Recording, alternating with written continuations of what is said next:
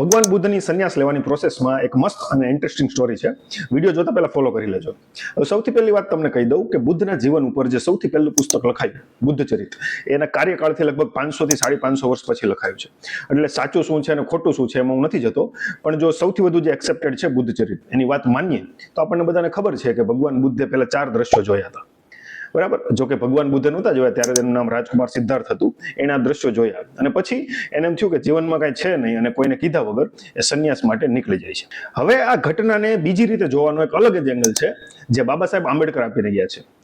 એણે એની બુકમાં લખેલું છે કે હું માની જ નથી શકતો કે 28 થી 29 વર્ષનો જે જુવાન હોય એણે એની લાઈફમાં આવું ક્યારેય જોયું ન હોય.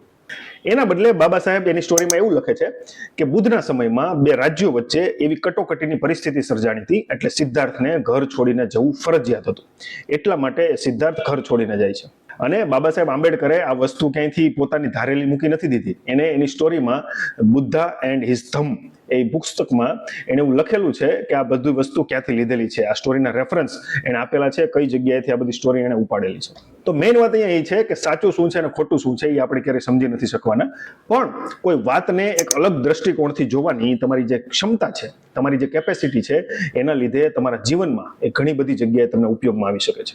કઈ રીતે કે જ્યારે તમે કોઈ પરિસ્થિતિમાં અટવાયા હોય, તમને કોઈ બીજો રસ્તો ન મળતો હોય, ત્યારે તમે બીજા એંગલથી વિચારીને એ પરિસ્થિતિને જોઈ શકો ને તો તમે એ મુસીબતમાંથી નીકળી શકો છો.